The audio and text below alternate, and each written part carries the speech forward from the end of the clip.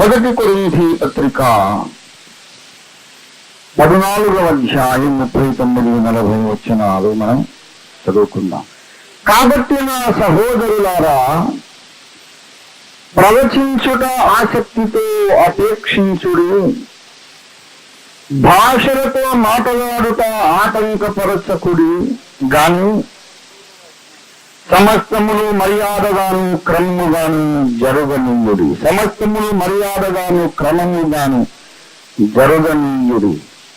చిన్న మాట ప్రార్థన చేసుకుని దేవుని ఆత్మ సహాయం కోరుకొని పొందుకొని ముందడుగు వేద్దాం రండి. ప్రేమ స్వరూపుడవును, సర్వజ్ఞానము గలవాడవు, సర్వజ్ఞానమునకు ఆధారుడవు, జ్ఞాన ప్రదాతమైన గొప్ప దేవా యేసు, దేవుని జ్ఞానమైన నీవు శిలువ మీద మరణించి లేచుట చేత మాకు జ్ఞానమైనవయ్యా, నీకు వందనాలు చెల్లిస్తున్నాం. నీతి స్వరూపుడైన నీవు మా కోసం మరణించి లేచి మాకు నీతి అయినావు, మా పరిశుద్ధత అయ్యావు. గొప్ప తండ్రి యేసు, నీవు మాకు చేసిన ఉపకారములు ఎన్నశక్యముగానివి.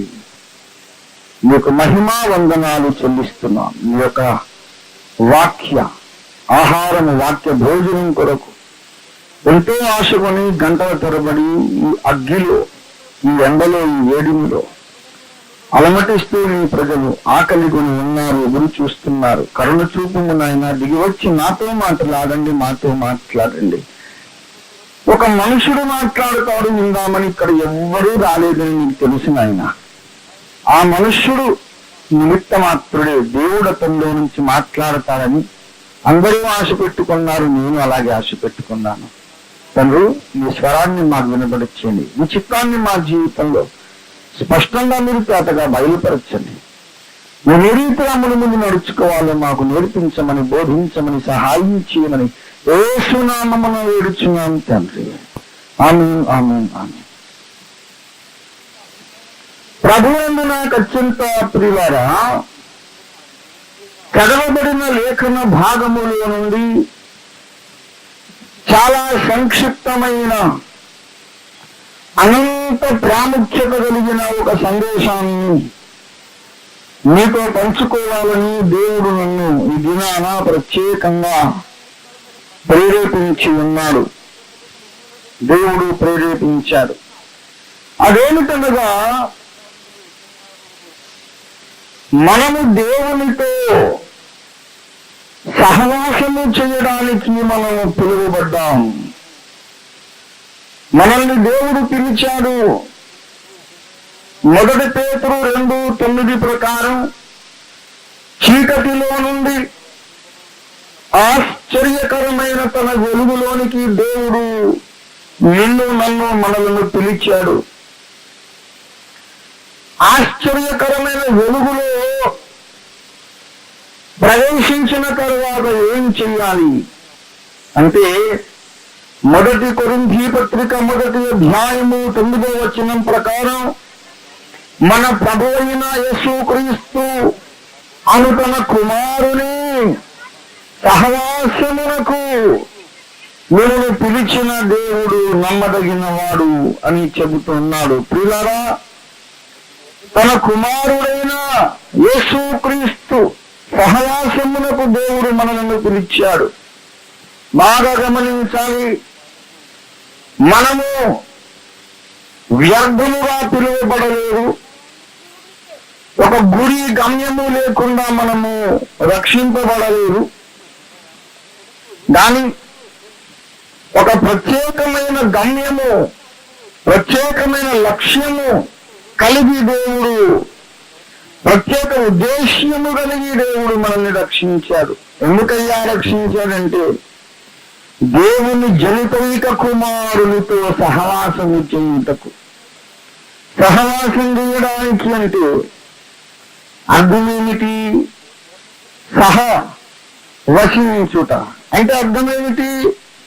ఆయనతో పాటు వసించుట, ఆయనతో కలిసి జీవించుట, సహవసించుట. యేసుతో సహజీవనం మన ఇంట్లో కానీ, ఆఫీసులో కానీ, వ్యాపార స్థలంలో కానీ, ప్రయాణాల్లో కానీ, ఎక్కడ ఉన్నా, ఏం చేస్తున్నా మనము యేసుతో కలిసి నడవాలి, యేసుతో కలిసి జీవించాలి. ఇది దేవుని చిత్తం. యేసుతో కలిసి నడవడానికే నీవు రక్షింపబడ్డావు. యేసుతో కలిసి స్నేహము చేయడానికే నీవు రక్షింపబడ్డావు. యేసుతో సహవాసం, యేసుతో కలిసి జీవించడానికే నీవు రక్షింపబడ్డావు. ఆది మానవుడైన ఆదాము పాపము చేసిన తరువాత దేవుడు అతన్ని వెళ్ళగొట్టేశాడు. చాలా అమర్యాద పూర్వకమైన మాట వ్రాయబడింది.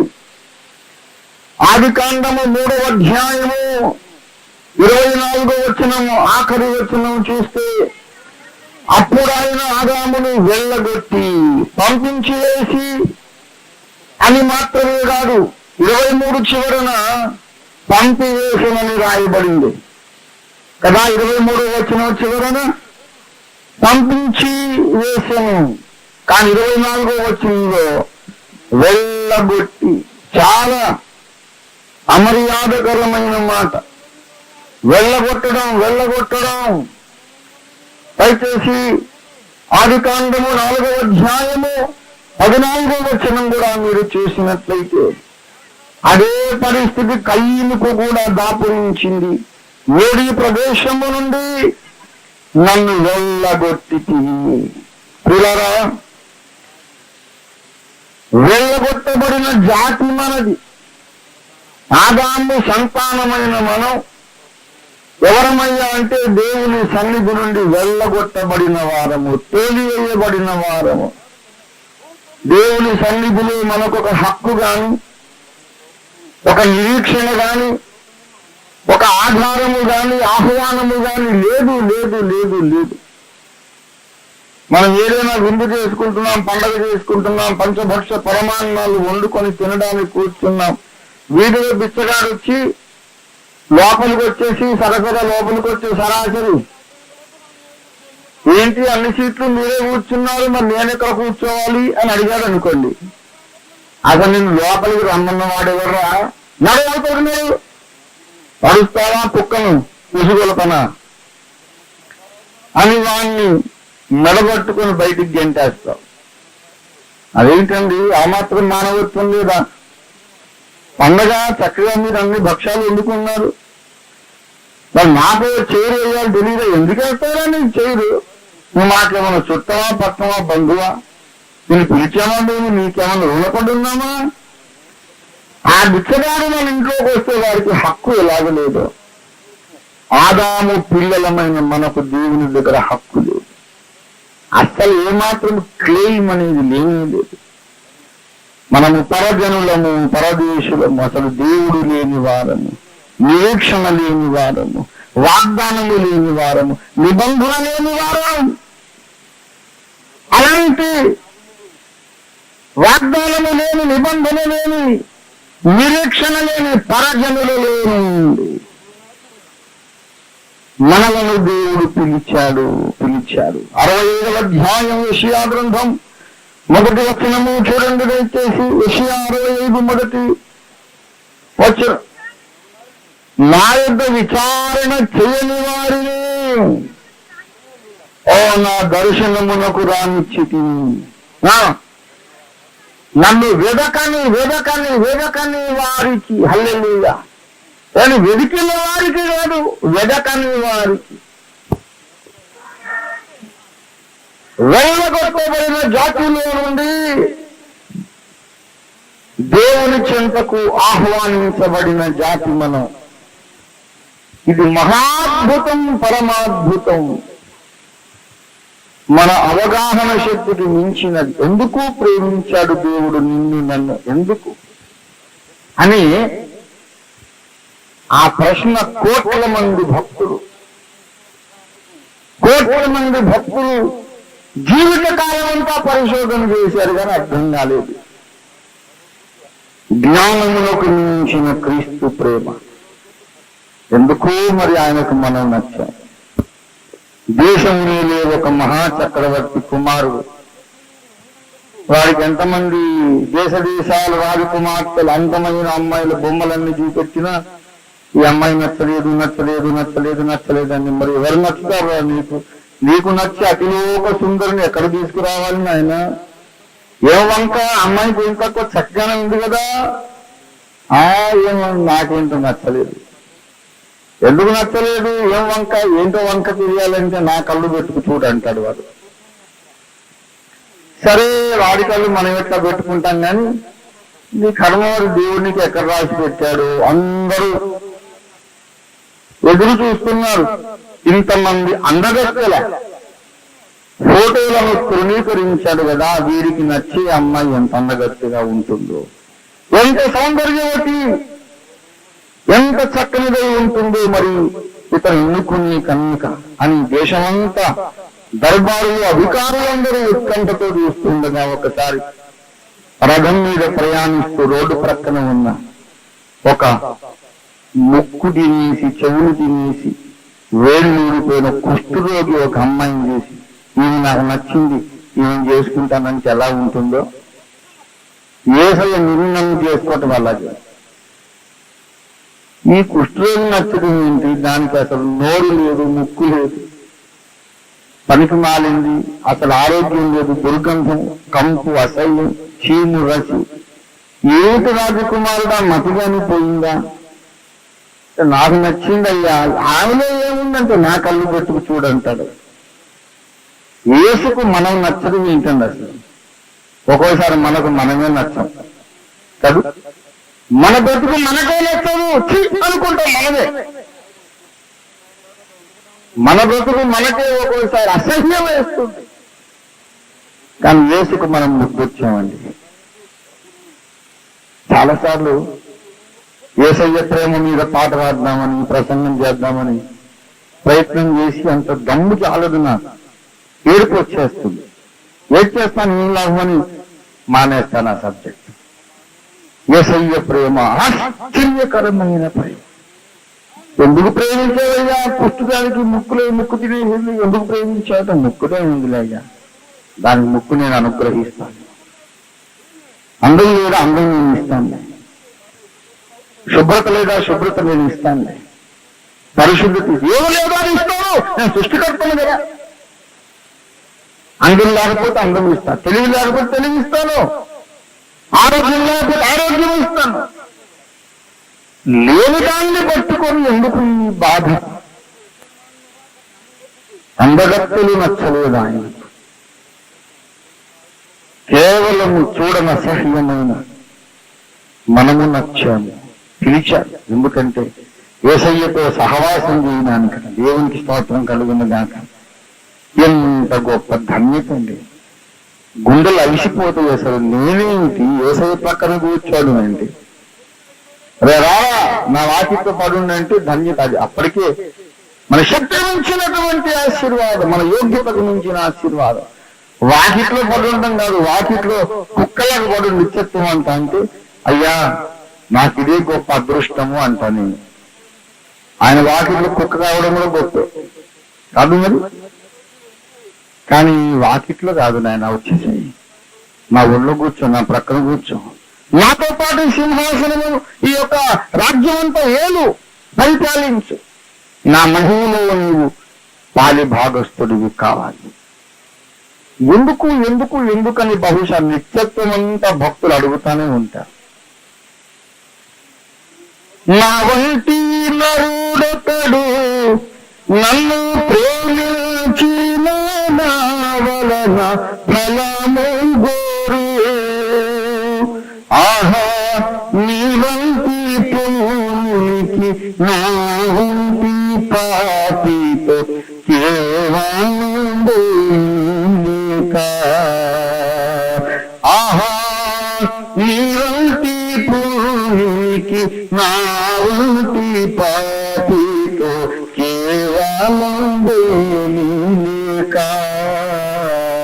యేసు నన్ను ప్రేమించినావు, పాపినైనా నన్ను ప్రేమించినావు.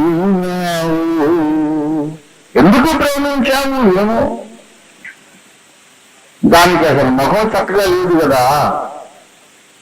అంటే ప్రభు అంటే నేను దాన్ని సరిగా చేసుకుంటానే. నేను మనకి ఏమీ లేదండి, మనకి ఏదేది అవసరమో పట్టపురాణిగా కూర్చోవడానికి మనకి ఏదేది అవసరమో ఆ సౌందర్యము, ఐశ్వర్యము, ఆ పరిశుద్ధత, ఆ జ్ఞానము అన్ని యేసయ్య మనల్ని ప్రేమించి మనకు తగిలిస్తూ మనకు అంటగలుగుతా ఉన్నాడు. దేవునికి స్తోత్రం కలుగును గాక.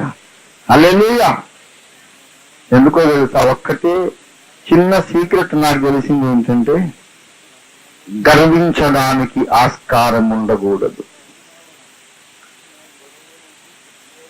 రేపొద్దున 1 కోటి సంవత్సరాలు, 10 కోట్ల సంవత్సరాలు, 1000 కోట్ల సంవత్సరాలు కూర్చున్నాక మహిమలో మెల్లిగా లూసిఫర్కు వచ్చినట్టు గర్వం వస్తుందేమో. మరి మనల్ని ఎన్నుకున్నాడంటే ఇన్ని కోట్ల ప్రపంచాలు చేసిన వాడు, ఇన్ని కోట్ల ప్రపంచాలు సృష్టించి ఏలుచున్నవాడు నన్ను పిలిచి సింహాసనం మీద కూర్చోబెట్టాడంటే ఊరికైనా పిలిచాడు అనుకుంటున్నావా? ఏమనుకున్నావు? నేను మరి ఎంఏ దాకా చదివాను అని ఒకడు. అసలు మా ఊళ్ళో అందరికంటే నేనే తెల్లగా ఉంటాను తెలుసా అని ఒకడు. నా అంత బాగా ఎవడు పాడలేడు బహుశా, అందుకోసం ఎన్నుకుని ఉంటాడు అని ఒకడు. ఏదో ఒక యోగ్యత చూసుకొని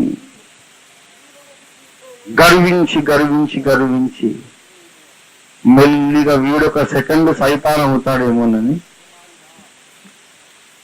గర్వించడానికి ఏమాత్రము ఆస్కారము లేకుండా కొట్టివేశాడట.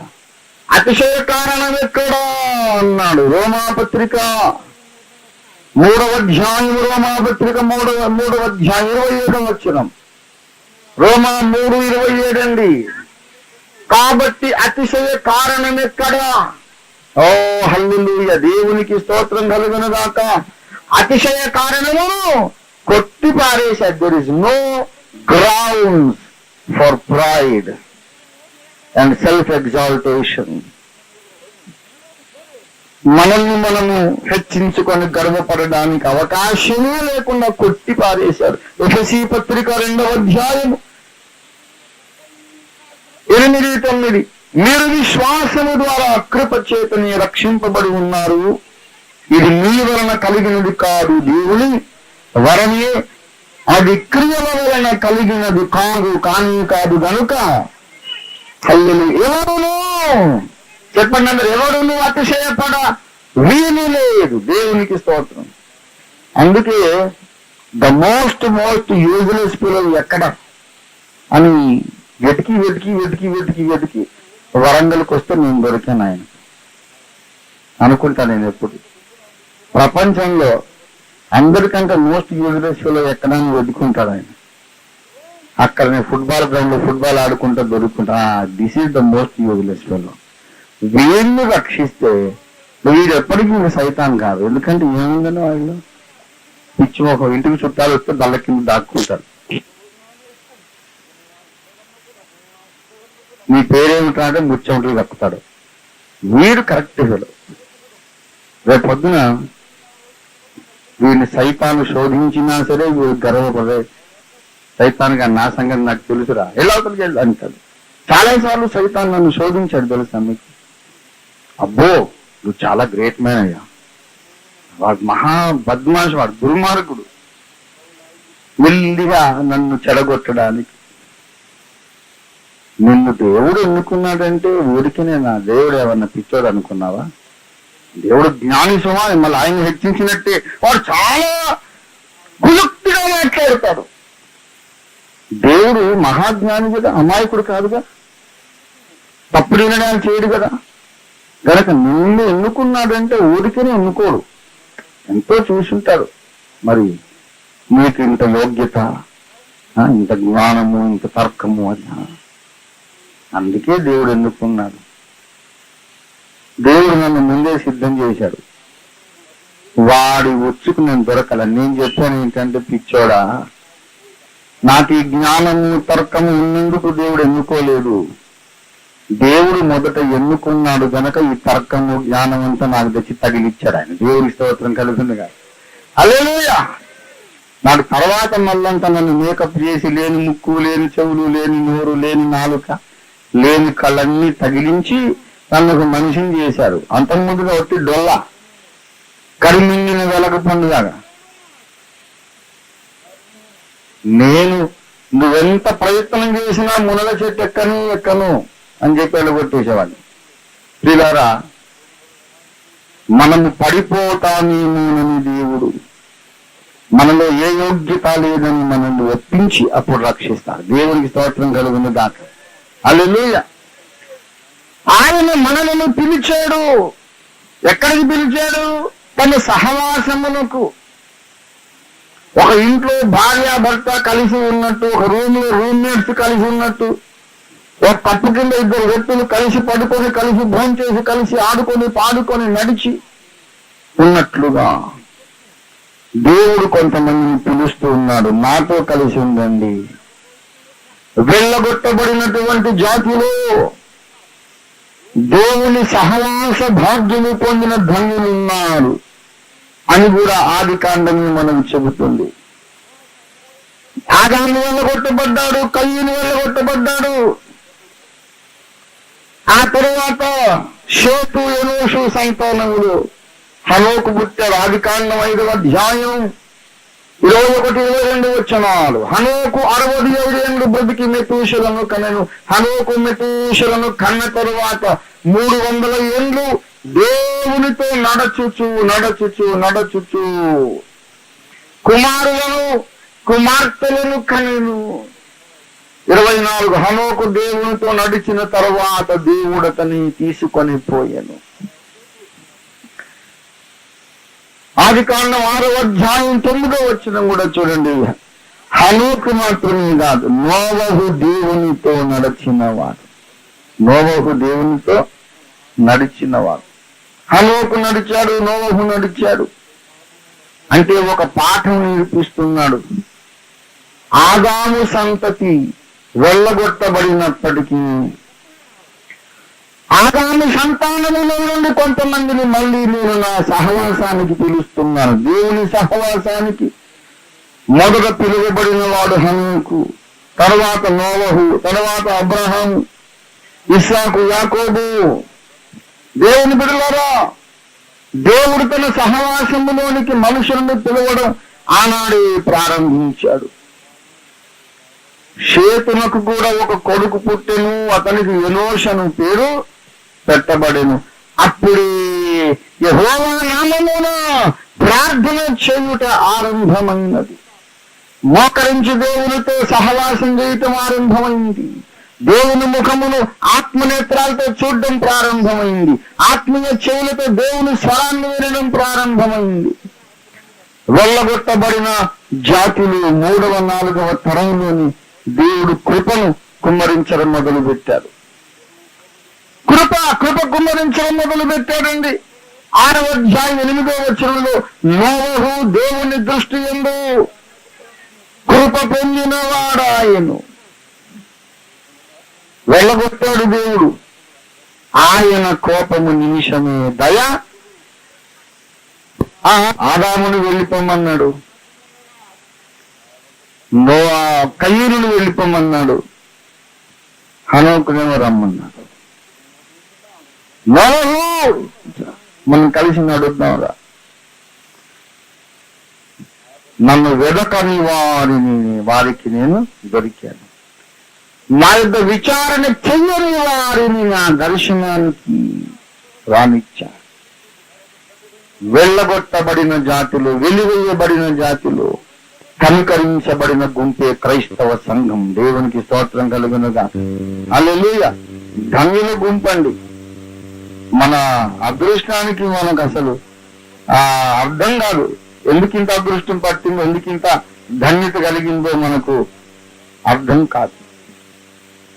అయితే ఆయనతో మనము సహవాసము చేయుటకే పిలువబడ్డాము. హనోకులాగా నడవడానికి, నోవహులాగా దేవునితో నడవడానికి పిలువబడ్డాం. కానీ ఆయనతో నడవాలి అంటే ముందు ఆయన తత్వము మనము కొంచెమైనా అర్థము చేసుకోవాలి. ఆయనతో మనం కొంతన ఏకీభవించాలి. ఈ రెండు సంగతులు ముఖ్యం. అదే ఈనాటి పాఠం. దేవునితో నడవాలంటే ఆయన తత్వం మనకు కొంచెమైనా అర్థం కావాలి. ఆ తత్వముతో మనం ఏకీభవించాలి. ఈ రెండు కార్యక్రమాలు జరగాలి. దేవుని తత్వం అర్థమగుట, దేవుని తత్వము మనకు ఇష్టమగుట. కొంతమందికి అర్థం కాదు, అర్థమైనా కొంతమందికి ఇష్టం కాదు. ఈ రెండు కేటగిరీస్ ఆయనతో నడవలేరు. జ్ఞానులే కావచ్చు, పండితులే కావచ్చు, ధనవంతులే కావచ్చు, బలవంతులే కావచ్చు, అయినా దేవునికి లక్ష్యం లేదు. నీవు దేవుని తత్వమును తెలుసుకోవాలి. ఆ తత్వముతో నీవు ఏకీభవించాలి. ఆమోసు గ్రంథం 3వ అధ్యాయం 3వ వచనం చూడండి దయచేసి. సమ్మతించకుండా ఇద్దరు కూడి, బాగా గమనించాలి, 2 వచనాలు కలిపి ఆలోచించండి. అక్కడేమో హనోకు దేవునితో నడచెను అన్నారు. ఇక్కడికి వచ్చి ఆమోసులోకి వచ్చి ఏమన్నాడు? సమ్మతించకుండా ఇద్దరు కూడి నడవరు అని అర్థం. అవునా? నడతురా అంటే అర్థం ఏంటి? నడవరు. సమ్మతించకుండా ఏ ఇద్దరు కూడా కూడి నడవరు. హనోకేమో దేవునితో నడచెను గనక దాన్ని బట్టి మనకు అర్థమవుతుంది హనోకు దేవునితో సమ్మతించనన్నమాట. దేవునితో అగ్రీ అయ్యాడు. He agreed with the anger of God. He agreed with the love of God. He agreed with the preferences of దేవునికేది అసహ్యము, దేవునికేది కావాలో, ఎప్పుడు దేవుడు కోప్పడతాడో, ఎప్పుడు దయ చూపుతాడో, దేవుని ప్రతి టెంపరమెంట్ తో ఏకీభవించాడు హనోకు. సమ్మతించకుండా ఇద్దరు కూడి నడవలేరు. చాలా దూరం నడక సాగదు. ప్రియులారా, మనము దేవునితో మనము సమ్మతించువారుగా ఉండాలి. సమ్మతించాలంటే దేవుని తత్వము కొంచెం మనకు అర్థం కావాలి. దేవుణ్ణి మనం అర్థం చేసుకోవాలండి. ఇది చాలా ప్రాముఖ్యమైన విషయం. Knowing God and his character, his being, ఆయన యొక్క ఆలోచనలు మనం తెలుసుకోవాలి. బైబిల్ అనేక సార్లు చెబుతుంది ఈ మాట. యేసునాథుడే చెప్పాడు. గత రాత్రి చెప్పుకున్నాం. యోహాను 17:3 ప్రకారం అద్వితీయ సత్య దేవుడవైన నిన్నును నీవు పంపిన యేసుక్రీస్తును ఎరుగుటయే నిత్య జీవము. ఎరగాలి, అదే నిత్య జీవం. Knowing God is eternal life. కొలసీ పత్రిక 2వ అధ్యాయం 2వ వచనం కూడా చూసినట్లయితే, దేవుని మర్మమై ఉన్న క్రీస్తును మీరు స్పష్టముగా తెలుసుకున్నవారై మీ హృదయాలలో మీరు ఆదరణ పొందాలి అన్నారు. ఏమండి? దేవుని మర్మమై ఉన్న క్రీస్తును మీరు స్పష్టంగా తెలుసుకోవాలి. దేవుణ్ణి మనం తెలుసుకోవాలి. తెలుసుకున్నంత మేర అంగీకరించాలి. 25వ కీర్తన 14వ వచనం, యెహోవా మర్మము ఆయన యందు భయభక్తులు గల వారికి తెలిసి ఉన్నది. పిల్లారా, యెహోవా మర్మము ఆయన యందు భయభక్తులు గల వారికి తెలిసి ఉంది. దేవుడు తన మర్మములను బయలుపరిచేవాడు, తన వ్యక్తిత్వాన్ని బయలుపరిచేవాడు, తన ఆలోచన విధానాన్ని ఆయన బయలుపరిచేవాడు. తన మార్గములను మోషేకు తెలియజేశారట. 103వ కీర్తన 7వ వచనం, ఆయన మోషేకు తన మార్గములను తెలియజేసెను. దేవుడు తన మార్గాలు, తన ఆలోచనలు చెబుతాడు. చెప్పినప్పుడు నువ్వు ఒప్పుకోవాలి. మరి అది వచ్చిన గొడవ. దేవుడు చెప్పిన తర్వాత నువ్వు అంగీకరించలేదు అనుకో, నీకు నిత్యమైన నష్టం కలుగుతుంది. ఈ మధ్యాహ్న కాలం ప్రసంగం అదే, సందేశం అదే. ఆదాము సంతానమై ఉండి వెళ్ళగొట్టబడి దేవుని సన్నిధి నుండి పంపించేయబడి చిమ్మ చీకట్లో ఉన్న నిన్ను నిరీక్షణ లేకుండా, ఆధారము లేకుండా, ఎలాంటి హక్కు లేకుండా ఎక్కడో దేశద్రిమ్మరిగా ఉన్న నిన్ను శిలువ రక్తము ద్వారా దేవుడు పిలిచాడు. పిలిచి తన మర్మమును బయలుపరుస్తున్నాడు, తన సత్యమును బయలుపరుస్తున్నాడు, తన ఆలోచనలను బయలుపరుస్తున్నాడు. నువ్వు ఏకీభవిస్తున్నావా? ఏకీభవించాలి. You have no choice, no alternative. దేవా, నీ పద్ధతి నాకు నచ్చలేదు, నువ్వే నా రూట్లోకి రావాలి అనే మూర్ఖమైన పద్ధతిని అవలంబిస్తే నష్టపోయేది నువ్వే.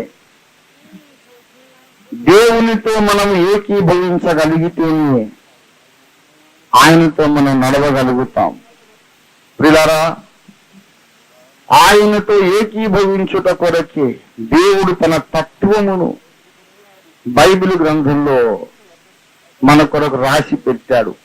ఒక మాట చెప్పి ముందుకు సాగుతున్నాం. ఇహలోక భూలోక జీవిత కాలమంతయు నీకెందుకు ఇవ్వబడింది అంటే, నీ తలంపులను దేవుని తలంపులతో ట్యూన్ చేసుకోవడానికి, నీ వ్యక్తిత్వమును దేవుని వ్యక్తిత్వముతో సమముగా అంగీకరింపజేసుకోవడానికి, నీ ఆలోచన విధానం, నీ కార్యాచరణ విధానం దేవుని పద్ధతులతో కలుపుకోవడానికి, నీవు మారడానికి నీకు జీవిత కాలం ఇవ్వబడింది. నీ తలంపులు మారాలి, నీ పద్ధతులు మారాలి, నీ తత్వం మారాలి, గుణం మారాలి, అభిప్రాయాలు మారాలి మారాలి మారాలి. నువ్వు మారడానికే ఈ జీవితకాలం. ఈ జీవితకాలం లోకం అనుభవించడానికి కాదు, శరీరం అనుభవించడానికి కాదు, ఏదో సంపాదించడానికి కాదు. భూమి మీద నువ్వు ఏది సంపాదించినా వ్యర్థమే. భూమి మీద నీవేదో అనుభవించినా వ్యర్థమే. ఎండమాగండి, ఎండమావి ఏదో ఉందని భ్రమ కలుగుతుంది. ఏమీ ఉండదు అక్కడ నువ్వు వెళ్ళిన తర్వాత. లోకము నిన్ను భ్రమ పెడుతుంది. తుచ్చమైనటువంటి వ్యర్థమైన శూన్యము కొరకు నిన్ను పరిగెత్తిస్తాడు సైతాను. జీవితం అంతా పరిగెత్తి ఏదో చేయాలి, ఏదో చూడాలి, ఏమీ ఉండదు. అందాక వెళ్ళాక పోసి ఇంతేనా, దీనికోసమా నేను ఇంత కష్టపడ్డాను, ఇంత ప్రయాణం చేశాను, ఇన్ని డబ్బులు ఖర్చు పెట్టా, ఇంత చెమటోడ్చాను, పరిగెత్తాను, అయ్యయ్యో ఇంత వ్యర్థమా, ఇంత శూన్యమా ఈ లోకం అనుకుంటావు నువ్వు. తర్వాత ఈ జీవితం ఆయన ఎందుకు ఇచ్చాడంటే, మన తలంపులను, మన మనస్సులను, హృదయాలను, ఆలోచనలను దేవునికి అనుగుణ్యముగా చక్కదిద్దుకోవడానికి, మలచుకోవడానికే ఈ సమయాన్ని ఇచ్చాడు. అందుకే నీ జీవిత కాలం సద్వినియోగం కావాలంటే అనుదినము కొంతైనా మారడానికి ప్రయత్నం చేయాలి. దేవునికి స్తోత్రం కలుగునుగాక. హల్లెలూయా. ప్రియులారా, దేవుని వ్యక్తిత్వము, దేవుని స్వభావము, దేవుడు పనిచేసే విధానము, ఇదొక ప్రత్యేక అంశముగా నీవు తీసుకొని రోజు అధ్యయనం చేయాలి, రోజు స్టడీ చేయాలి, నేర్చుకోవాలి. నేను కూడా ఆయనను పోలి ఉండాలని నువ్వు అనుకోవాలి. ఎఫెసీ 5:1 పౌలన్న చెప్పలేదు, కావున మీరు ప్రియులైన పిల్లల వలె, హల్లెలూయా, దేవుని పోలి నడుచుకొనుడి. దేవుని పోలి నడవాలి అంటే అసలు దేవుడు ఎలా నడుస్తున్నాడో మనకు తెలియాలిగా. ఏమండి, దేవుని పోలి మనం ఎప్పుడు నడవగలుగుతాము? ఆయన ఎట్లా నడుస్తున్నాడో మనం చూడగలగాలి. అప్పుడు ఆయనలాగా మనము కూడా నడవగలుగుతాం. మనము దేవుని వలె మారడానికే ఈ భూలోక జీవిత కాలం. రక్షణ పొంది, బాప్తిస్మం పొంది, తర్వాత 10 ఏళ్ళు, 20 ఏళ్ళు, 30 ఏళ్ళు, 40 ఏళ్ళు, 50 ఏళ్ళు, ఈ జీవితకాలం ఎందుకు ఇచ్చాడు అనుకున్నారు? ఊరికైనా ఏదో నీ ఇష్టానుసారం గడిపేయడానికి కాదు. ఇవాళ నువ్వు బ్రతికి ఉన్నావంటే నీ పట్ల దేవుని చిత్తం ఏమిటంటే, నా దర్శనమునకు వచ్చిన నీవు నాతో నడవడం నేర్చుకోవాలి, అందుకే నీకు ఈ జీవిత కాలం ఇచ్చాను అంటున్నాడు ఆయన. దేవుని తత్వములో ఒక ముఖ్యమైన అంశము క్రమమును కోరుట. మూలవాక్యం వీడు మర్చిపోయినట్టున్నాడండి, ఎటటో వెళ్ళిపోతున్నాడు. దేవుడా వీడికి మళ్ళీ ఎప్పుడు దొరుకుతుందో దారి, అడవిలో దారి తప్పి తిరుగుతున్నట్టున్నాడు. ఏదేదో చదివాడు, కొరింథీ పత్రిక ఎక్కడ పారేశాడు, ఎక్కడ పోగొట్టుకున్నాడు, ఏదో ప్రవక్త అన్నారు, ఏదో అన్నారు, వీడు ఇట్లాంటి వాడు అనుకోలేదు అని బాధపడకండి. వీళ్ళారా, ఆ వచనము యొక్క వెయిట్, బరువు, దాని విలువ, దాని ప్రాధాన్యత మనకు అర్థం కావాలంటే ఇంత నేపథ్యం మన మనసులో ఉండాలి. దేవునికి ఉన్న లక్షణాలలో ప్రధానమైనది ఏమిటంటే క్రమము. ఆయన సమస్తమును క్రమముగా మర్యాదగా జరగాలని కోరుకుంటాడు. అది ఇక ఒక్క మాట పట్టుకొని మన ఇంటికి వెళ్దాం.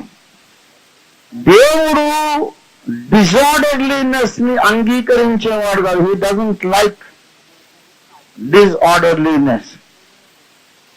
క్రమరాహిత్యమును, అడ్డగోలు వ్యవహారాలు, ఇష్టానుసారంగా మాట్లాడడం దేవునికి ఇష్టం లేదు.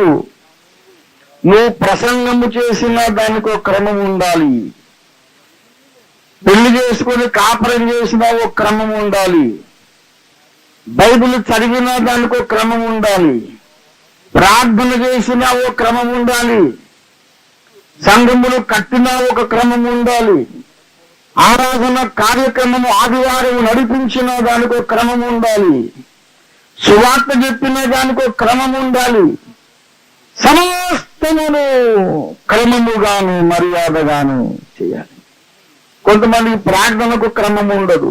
ఈ రోజుల్లో క్రమము లేని క్రైస్తవ్యం ఎక్కువైపోయింది.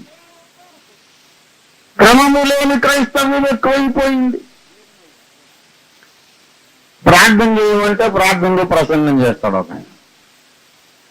భోజనం దగ్గర ప్రార్థన చేయమంటే అమెరికాలో జరుగుతున్న కన్వెన్షన్ మీద నీ ఆత్మను కుమ్మరించుము, కెనడాలో ఆత్మలను రక్షించుము. ఇక అన్నమంతా చల్లారిపోయి తినబుద్ధి కాకుండా మొత్తం పారేసుకునేటట్టు అయ్యేదాకా లోక సంచారం చేస్తానే ఉంటాడు. క్రమం ఉండదు. కొంతమందికి కానుకల దగ్గర ప్రార్థన చేయమంటే కానుకలు కూడా క్లుప్తంగా చేసి పెట్టేదే ఉండదు. ఇక దానికి ఎక్కడెక్కడికో తిరుగుతారు. పాత కక్షలన్నీ బయట పెట్టుకోడు, ఎవరెవరి మీద కోపం ఉందో అవన్నీ తీయడం.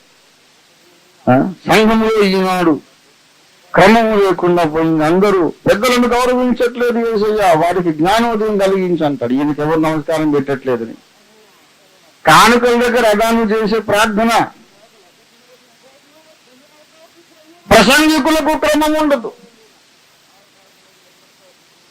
కొంతమంది పెళ్లికి, చావుకి, తద్దినానికి అన్నిటికీ ఒకటే ప్రసంగం. ప్రసంగానికి క్రమము లేదు, ప్రార్థనకు క్రమము లేదు, ఆరాధనకు క్రమము లేదు.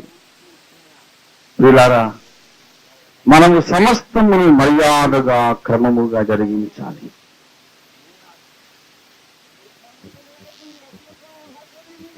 మన సభల్ని మీరు గమనించి ఉంటారు.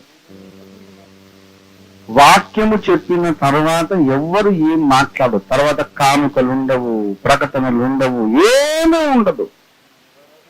వాక్యం చెప్పిన తర్వాత తీర్మానంలోకి నడిపించి, ప్రతిష్ఠ చేసుకోండి నడిపించి, ప్రార్థనలో నడిపించి, ఆ వాక్యాగ్ని గుండెల్లో కనకన మండుతుండగా వాక్యమును ధ్యానిస్తూ లేచి వెళ్ళాలి. వాక్యం చెప్పిన తర్వాత ఎవ్వరూ మాట్లాడొద్దు. ఎందుకంటే దేవుడు మాట్లాడిన తర్వాత మనుష్యుడు మాట్లాడకూడదు. నువ్వు ఏ ప్రకటనలు కావాలో ముందు చేసేసుకో. కానుకలు ఎత్తుతారా, ముందు ఎత్తుకోండి. పాటలు పాడుకొని ఏదైనా చేసుకోండి. దేవుడు మాట్లాడక మళ్ళీ ఎవరు నోరెత్తకూడదు అన్నంత డెడ్లీ సీరియస్ ఇష్యూ మనకి. ప్రతి విషయంలోనూ ఆరాధన క్రమములో కూడా మనకు ప్రత్యేక క్రమం ఉంది. మనము క్రమము కలిగిన సంఘము. ఇంకా ఎవరన్నా క్రమము నేర్పించినా నేర్చుకోవాలని ఆశ కలిగిన సంఘం మనం. దేవుని స్తోత్రం కలిగినగా. మేము సంపూర్ణమైనమని చెప్పట్లేదండి. We don't claim that we are perfect, but we declare that we are perfectionists. Perfect కాకపోవచ్చు, మేము పర్ఫెక్షనిస్ట్. మేము సంపూర్ణమై ఉండాలి, లోపము లేని వాళ్ళమై ఉండాలి. ప్రతి విషయములోనూ లోపము లేని వారమై ఉండాలి. ఆరాధన క్రమం ఉన్నది. ఆరాధన క్రమము ఎంతో క్రమంగా ఉండాలి. ఆరాధన క్రమం దేనైనా ఎందుకు మనం చేస్తున్నామో దానికి వాక్యంలో ఆధారం ఉండాలి. దేవుడు పరిపూర్ణుడై ఉన్నాడు కనుక మనము కూడా పరిపూర్ణమై ఉండాలని ఆయన కోరుతున్నాడు. నిర్గమాకాండము 25వ అధ్యాయము 40వ వచనం, ఆఖరి వచనం 40 వచనాలు ఉన్నాయి. 25 నిర్గమాకాండము 40 చూడండి. కొండ మీద నీకు కనబరచబడిన రూపము చెప్పున వాటిని చేయుటకు నీవు జాగ్రత్త పడుము.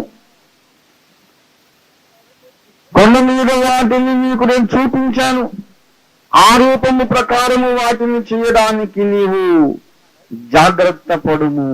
ఎలాగుందండి ఆ రూపము, ఆ పద్ధతి ఎలాగుందంటే దేవుడు సెలవిచ్చిన ప్రకారము అన్నీ చేశాట. ఎలా చేశాడంటే నిర్గమాకాండము 40:23 చూడండి. 40:23 యెహోవా సన్నిధిని దాని మీద రొట్టెలను క్రమముగా ఉంచెను. దేవునికి క్రమము కావాలి, ఇన్ ఆర్డర్. సరిగ్గా ఏది ఎక్కడ ఉండాలో అక్కడ. 40వ అధ్యాయము 4వ వచనం చూడండి. నీవు బల్లను లోపలికి తెచ్చి దాని మీద ఉంచవలసిన వాటి దాని మీద క్రమముగా ఉంచవలసిన వాటిని ఉంచి. అన్ని క్రమము, ఆర్డర్ ఆర్డర్ ఆర్డర్. మనము ఏమి చేసినను ఒక ఆర్డర్లో చేయాలి. సేవ చేసినా, బోధ చేసినా, పాట పాడినా, రాసినా అన్ని క్రమముగా. దేవుని సంఘం అంటే దొంగగా ఉండొద్దు. ఒక సైన్యము బారులు తీరి నడిచినట్టుగా ఉండాలి. దేవుని స్తోత్రం కలుగును గాక. సంఖ్యాకాండం 2వ అధ్యాయం 17వ వచనం. ప్రత్యక్ష గుడారము లేవీల పాలెముల నడుమ సాగి నడువవలెను. వారెట్లు దిగుదురో అట్లే తమ తమ ధ్వజములను బట్టి ప్రతివాడును, ఓ హల్లెలూయా, ప్రతివాడు తన తన వరుసలు భూమి మీద ఇశ్రాయేలీయులు నడిచారు. అరణ్యములో నడుచుచుండగా వాళ్ళు ఎలా నడిచారండి? దమ్మిగా గుంపుగా వెళ్ళలేదు, తన తన వరుసలు. రేపు పునరుద్ధానంలో కూడా క్రమం ఉంది. 1 కొరింథీ 15వ అధ్యాయము 23వ వచనం. ప్రతివాడును తన తన వరుసలోని బ్రతికింపబడును. Heaven is a place of order. God is a God of order. పరలోకములు అన్ని క్రమము. ఇష్టానుసారంగా చేయొద్దు. వాక్యం చదువుకోవాలి, వాక్య ప్రకారముగా మనం అన్నీ చేయాలి. అప్పుడే దేవుని పరిశుద్ధాత్మ మేఘము మన సేవలో నింపబడుతుంది, మన సంఘంలో నింపబడుతుంది. దేవునికి స్తోత్రం కలుగును గాక. దేవుడు ఆజ్ఞాపించిన ప్రకారం సమస్తమును మోసే చేసెను. అప్పుడొక మేఘము మందిరము నిండెనన్నారు. నిర్గమాకాండం 40వ అధ్యాయము 33-34 చూడండి దయచేసి. 40వ అధ్యాయం ఆఖరి అధ్యాయం. మరి అతడు మందిరమునకు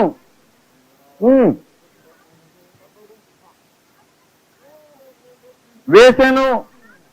అలాగున మోషే పని సంపూర్తి చేసెను. అలాగున సంపూర్తి చేసెను. 16వ వచనం చూడండి. యెహోవా అతనికి ఆజ్ఞాపించిన వాటన్నిటిని మోషే చేసెను, అలాగుననే చేసెను.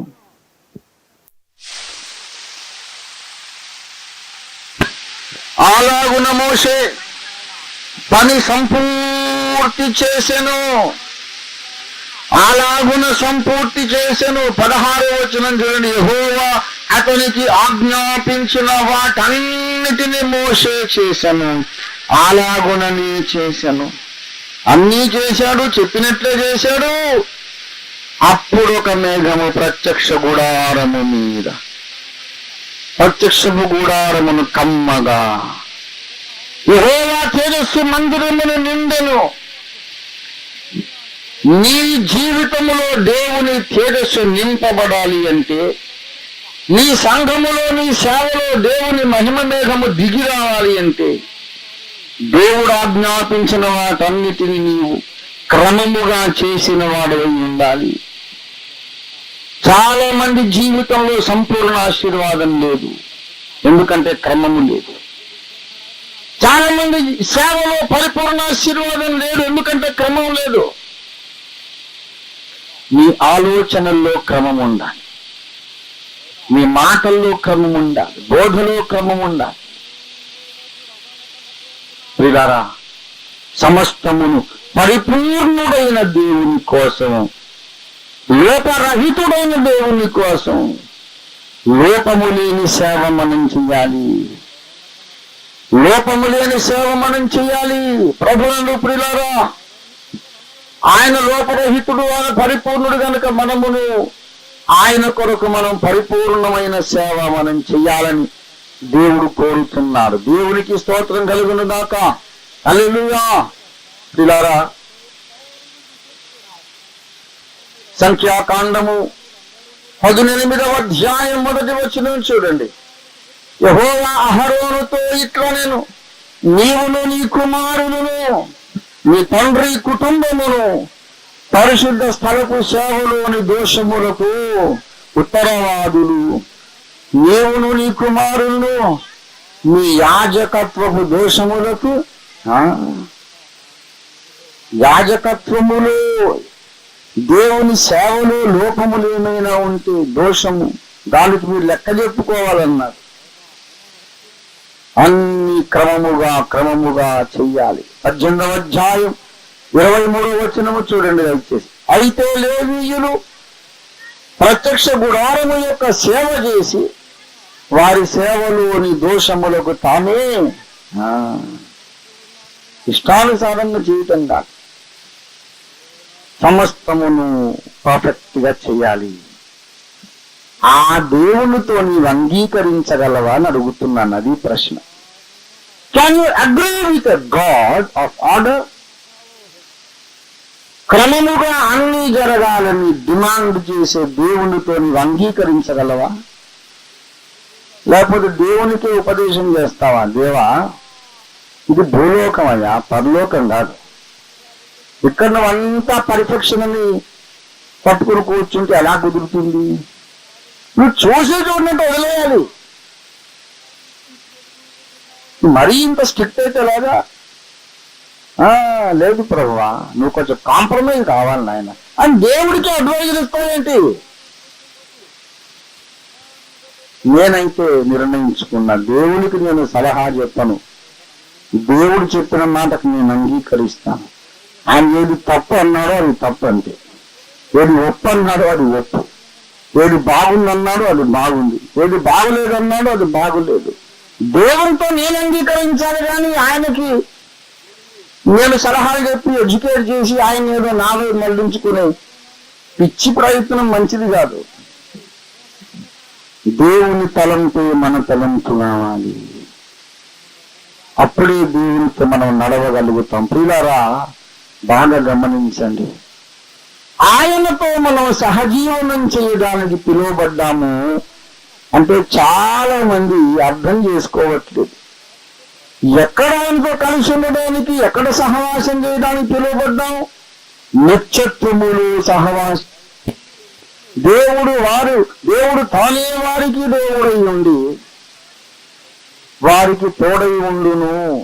ప్రియులారా, అది నిత్యమైన దైవ సహవాసం. ఆయనతో పాటు వెళ్ళడం, ఎక్కడికైనా వెళ్ళడం. ప్రకటన గ్రంథము 14వ అధ్యాయం 4వ వచనం చూడండి. వీరు స్త్రీ సాంగత్యమున అపవిత్రులు కాని వారును, స్త్రీ సాంగత్యము ఎరుగని వారునై ఉండి గొర్రెపిల్ల ఎక్కడెక్కడికి పోవును అక్కడికెళ్ళా ఆయనను వెంబడింతురు. యేసు ఎక్కడికి వెళితే అక్కడికి, అంటే ఎక్కడికో తెలుసా? ఈ విశ్వములో యేసయ్య కోటాను కోట్ల ప్రపంచాలకు వెళుతుంటాడు. చిన్నపిల్లలు డాడీ బజార్కి వెళుతుంటే నేను కూడా స్కూటర్ మీద వస్తాను డాడీ అని మారాన్ చేసి వెంట పోయినట్టు యేసు ప్రభు వారు కోటాను కోట్ల ప్రపంచాలను పర్యటించి సంచరిస్తుంటే ఆయన ఎక్కడికి వెళ్ళినను అక్కడికెళ్ళా వెళ్ళగలరు. అది ఆయన సహవాసం అంటే నిత్యత్వముందు. ఈ భూమి మీద సహవాసం అనేది పరిమితమైనది మాత్రమే. భూమి మీద సహవాసం పరిమితమైనది మాత్రమే. కానీ రెండవ రాకడ తరువాత యుగ యుగాలుగా మనము దేవునితో సహవాసం చేయబోతున్నాం. ఆయన్ని చూస్తూ, ఆయన రొమ్మున తలవాల్చి ఆయన ముద్దు పెట్టుకుంటూ, ఆయన నోటి ముద్దులతో మనం పరవశిస్తూ, ఆయన కౌగిట్లో కరిగిపోతూ విశ్వమంతా సంచరించే మహాభాగ్యానికి దేవుడు నిన్ను పిలిచాడు. దేవునికి స్తోత్రం కలుగునుగాక. హల్లెలూయా. నిత్యత్వం అంతా మనము యేసుతో పాటు విశ్వమంతా సంచరించగలగాలి అంటే మనము ఆయన ఆలోచనలతో అంగీకరించాలి. అందుకే మనకి బ్రతుకిచ్చాడు ఆయన. కొంతమంది పుట్టగానే చచ్చిపోతారు, పుట్టక ముందే చచ్చిపోతారు, బాల్యంలోనే చచ్చిపోతారు. నువ్వు నేను ఇంకా చచ్చిపోలేదు ఎందుకంటారు అంటే మన రేఖ గట్టిది లేదు.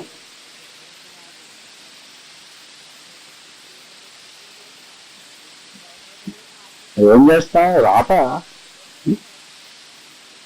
రాత లేదు, గీత లేదు. ఇప్పుడు తుపాకీ పెట్టింది కనక పెట్టేసి పేలు చేస్తే నీ గీత కాపాడుతుందా? ఏది కాపాడదు. నువ్వు గీత కట్టింది కదా, పోయి రైలు కింద పడు. మరి ఆ టైం వస్తే ఏ రాత ఏ గీత కాపాడదు. దేవుని కృప మనల్ని ఇంకా బ్రతికించింది. దేవునికి స్తోత్రం కలిగింది. ఆయన దయండి. ఎప్పుడో పోవాల్సిన వాళ్ళు మనం, ఎప్పుడో పోవాలి. ఎన్నోసార్లు చావు అనే ప్రమాదాన్ని తప్పించుకొని ఈ మజిలీ దాకా వచ్చా. ఎందుకంటే నీవు ఇంకా దేవుని ఆలోచనలను నేర్చుకోవలసి ఉంది. దేవునికి స్తోత్రం కలిగిన దాకా. ఎందుకు నేర్చుకోవాలి? ఎందుకు నేర్చుకోవాలంటే నిత్యత్వములో గొర్రె పిల్ల ఎక్కడెక్కడికి వెళ్ళిను అక్కడికెల్లా ఆయనతో పర్యటించే నిత్య సహవాసులుగా మనల్ని పిలిచాడు ఆయన. దేవునికి స్తోత్రం కలుగును గాక. హల్లెలూయా. ఈ భూమి మీద మనం ఏమి చేసినా దేవుని చిత్త ప్రకారం, దేవుని మాట ప్రకారం, దేవుడు ప్రత్యక్షపరిచిన ప్రకారం చెయ్యాలన్నాను. అది పెద్ద సబ్జెక్ట్, చాలా పెద్ద సబ్జెక్ట్. ఎన్నని చెప్పను? వాక్యము బోధించినా దానికి ఒక క్రమం ఉండాలి, సువార్త చెప్పినా క్రమం ఉండాలని చెప్పారు. కొంతమంది వాక్యం చెబుతారు, వాక్యంలో ప్రజలు నవ్వించడానికి కొన్ని చెడ్డ మాటలు ఉపయోగిస్తారు. కొంతమంది వాక్యం మధ్యలో సినిమా పాటలు ఎత్తుకుంటారు, పరిశుద్ధతంగా పాడు చేస్తారు. ఇది మంచిది కాదు. నేనేదో అంటున్నానని కాదు. రేపు న్యాయపీఠం ముందు నిలబడి లెక్క చెప్పుకోవాలి. దేవుడు మెచ్చుకుంటాడు. ఏంటి బాగా పాడేవరా సినిమా పాటలు కానీ మెచ్చుకుంటాడా? విశ్వాసులు పరిశుద్ధ దేవుని ముఖ దర్శనం చేస్తుంటే నేను ఇక్కడ సినిమా పాట ఎత్తుకున్నాను అనుకోండి, పరిశుద్ధులు పాడైపోదు.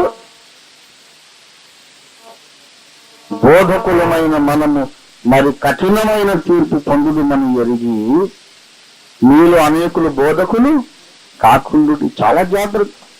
విశ్వాసులు ఇంకా నయం అండి, కాస్త ఏదో గ్రేస్ మార్కుల్లో పాస్ అయిపోతారు. బోధకులమైన మమ్మల్ని గట్టిగా పట్టుకుంటాడు పీక. యారా దౌర్భాగ్యుడా, నా ప్రజల మీద నాయకుడిగా నిన్ను నియమిస్తే ఇంతమందిని పాడు చేసావు, ఇంతమందిని దారితప్పించావు, ఇంతమందిని పాపం చేయించావు, ఇంతమందిని నా సన్నిధికి దూరం చేశావు, దుర్మార్గుడా అంటాడు ఆయన. సేవకుల్ని చాలా కష్టమైన తీరు. ఏమి చేసినను మనము మర్యాదగా క్రమముగా చేయాలి. మొట్టమొదట ఆరాధన క్రమము అంటే సంఘారాధన క్రమం. ఆరాధన క్రమం దేవుడు నాకు బయలుపరిచాడు. బైబిల్ మిషన్ వారు ఎప్పుడు తమ కన్వెన్షన్ లో రాస్తారు, దేవుడు ముంగమూరు దేవదాసయ్య గారికి బయలుపరిచిన బైబిల్ మిషన్. ఆ మాట చాలా ఇష్టం నాకు. ఏదైనా మనకు దేవుడు బయలుపరచాలండి, లేకపోతే అసలు ఏది మనం తెలుసుకోలేము. దేవుడు బయలుపరచాలి. దివ్యమైన మాట.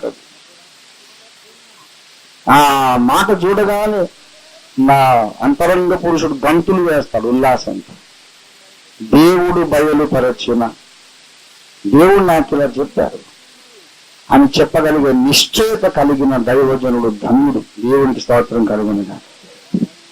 ఏం చేస్తున్నావంటే, ఏమోనండి మరి తాత ముత్తాతలు చెప్పారు నేను చేస్తున్నాను, నేనేం చేయను, వాళ్ళు చేశారు వీళ్ళు చేశారు నేను చేస్తున్నా అనేవాడు రేపు న్యాయపీఠం ముందు నిలబడలేదు. దేవుడు బయలుపరిచినదై ఉండాలి.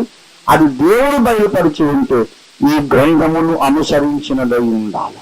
దీనికి రవంతైన భేదం ఉండడానికి వీల్లేదు. దేవుడు నాకు తెలియపరిచాడు ఎప్పుడు 81లో.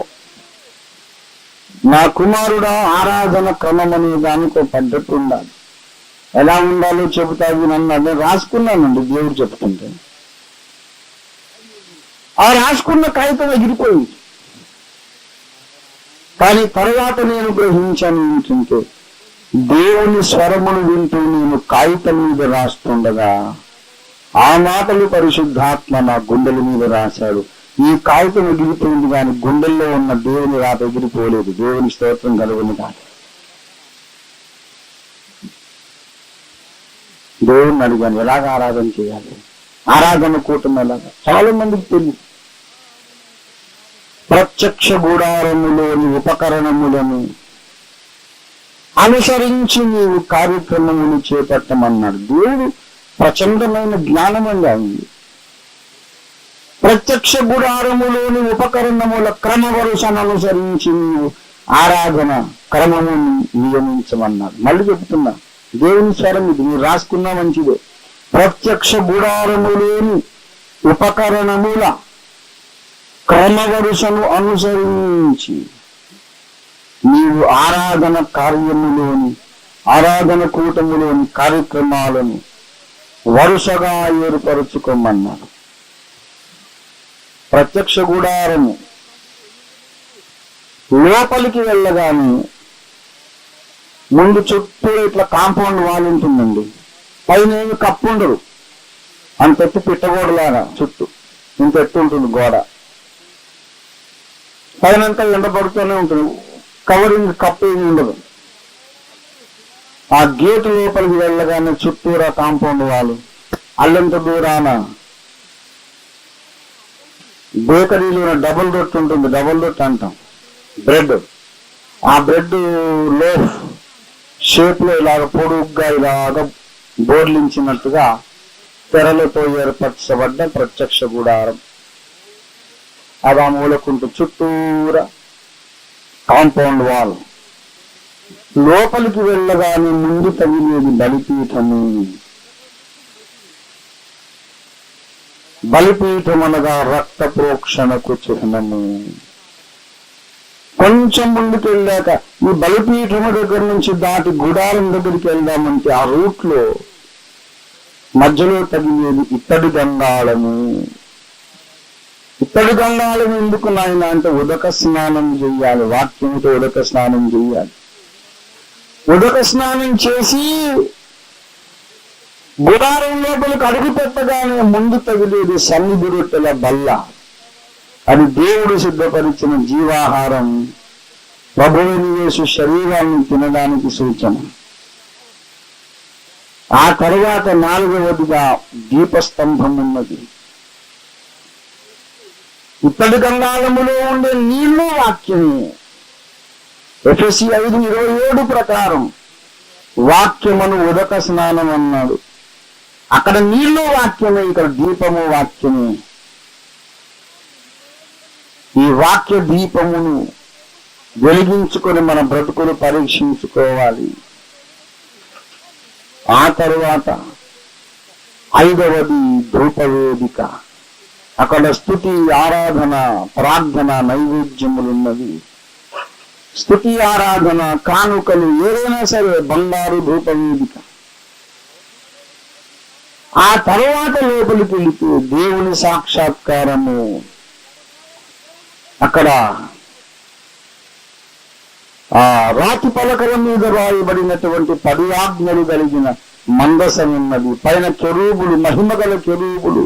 ఆ కెరూబుల మధ్య దేవుని మహిమ మేఘము ప్రకాశిస్తున్నది. అక్కడ దేవుడు కనబడతాడు. చూడారా, అందుకే మన ఆరాధన కూటములో మొట్టమొదట మన జీవితాలు పరీక్షించుకోవడానికి, ఒప్పుకోలు కలగడానికి, పశ్చాత్తాపం కలగడానికి, మన పాపాలు మనకి ఎత్తి చూపడానికి ముందు వాక్య పరిచయం చేస్తాం. Opening prayer. కొంతమంది కొన్ని మీటింగ్లకు వెళితే పాటలు 3 గంటలు పాడి పాడి పాడి పాడి పాడి తర్వాత ఇప్పుడు మనం ప్రార్థనతో సభ ప్రారంభించుకున్నామంట. ఎంతవరకు జరిగింది? ఇంకో ఈ 3 గంటలు ఏంటి జరిగింది? మరి ఇది సభ కాదా? దేవుడు లేరా? ఆరంభ ప్రార్థన చేశాక పాటలు పాడడం కూడా స్తుతి నైవేద్యమే. అదంతా మీటింగ్ లో భాగమే. పాటలు పాడుతాము, తర్వాత వాక్యం ధ్యానిస్తాం. వాక్యం ధ్యానించాక గంగాళములో మా చేతులు కాళ్ళు కడుక్కుంటాం. అనగా ఏం చేస్తాం చెప్పండి? పోయిన వారము నడిచి వచ్చిన యాత్రలో నా కాళ్ళ కంటిన దుమ్ము కడుక్కుంటాం. పోయిన వారం అంతా లోకంలో బ్రతికాను, ఎక్కడికో తప్పు చేశానో ఒప్పుకొని పరీక్షించుకొని యేసు రక్తంలో కడుక్కుంటాం. ముందు పాటలు, స్తుతి, పాటలు తర్వాత వెంటనే వాక్య ఉదక స్నానము. వాక్య ఉదక స్నానం కాగానే ప్రభురాత్రి భోజనము. ప్రభురాత్రి భోజనం కాగానే అప్పుడు ప్రభురాత్రి భోజనం అయిన తరువాత మన కాళ్ళు, చేతులు, హృదయము శుభ్రమై ఉంటవి కనుక అప్పుడు కానుకలు ఇయ్యాలి. అప్పుడు మనం స్తుతి నైవేద్యం చెయ్యాలి. అప్పుడు ఆ తర్వాతనే మనము వాక్యాన్ని ధ్యానించాలి. ఎందుకంటే మన దోషములు ఒప్పుకొని యేసు రక్తంలో కడుక్కొని ఉంటాం కనుక వాక్య విత్తనానికి మన హృదయం మంచి నేలగా మార్చబడుతుంది. దేవునికి స్తోత్రం కలుగును గాక. పాపాలు ఒప్పుకోకముందు వాక్యం విన్నా లాభం లేదు. ముళ్ళ తుప్పల్లో విత్తనాలు వేసినట్టు ఉంటుంది. ఇది నా చిత్తమని దేవుడు నాకు బయలుపరిచాడు. నిర్గమకాండం నేను రాయలేదు, మోషే రాశాడు. అన్ని క్రమంగా జరిగించమనే మాట నేను రాయలే, పౌలు రాశాడు దేవుని ఆత్మ చేత. క్రమముగా ఆరాధించటమేగా ఏంటంటే గుడారములు, ఉపకరణాల వరస చూసుకో, ఆ ప్రకారం చేసుకోమన్నాడు. గత 28 సంవత్సరాలుగా అలాగే ఆరాధించుకుంటున్నాం. మన సంఘారాధనకు వచ్చి ఆరాధించుకున్న వాళ్ళకి తెలుసు అందులో ఉండే ఆశీర్వాదం. మళ్ళీ ఇంకెక్కడికైనా పోయి కూర్చుంటే ఏంటో అరకొరగా స్నానం చేసినట్టుంది, వీపు తెరవకుండా స్నానం చేసినట్టు, ఎక్కడ ఊరికి అక్కడే పెట్టుకుని మళ్ళీ ఇంటికి రావాలి.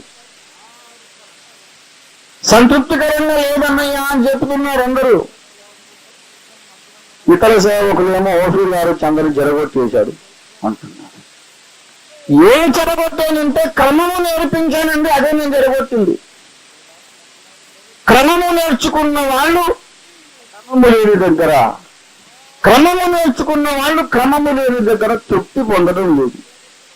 మాకు తృప్తిగా లేదండి, ఇది సరైన ఆరాధన కాదు అంటే ఓఫీర్ గారు జరగొట్టారు అంటారు.